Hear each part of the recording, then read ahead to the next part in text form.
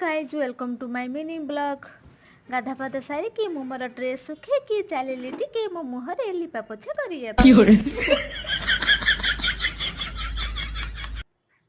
लिपा पोछा करिकी मु एबे सुंदर देखा गली ना। पड़िशा घर अंकल तांको जिनस सबू आज नहीं जाउचंती। लोक माने एठी एते जिनस पतर बुहा बुही करूचंती। तांको जेतिकी शोष लागुनी मते भारी शोष लागिला तांको देखिकी।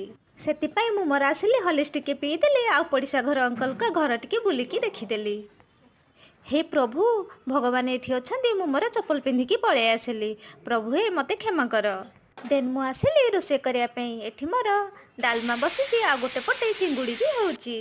आज चिंगुड़ी खिया हब ए वाओ चिंगुड़ी बहुत ही टेस्ट होइची। मु बनेची पुणी चिंगुड़ी टेस्ट हबनी। मु पा एक नंबर रोसिया।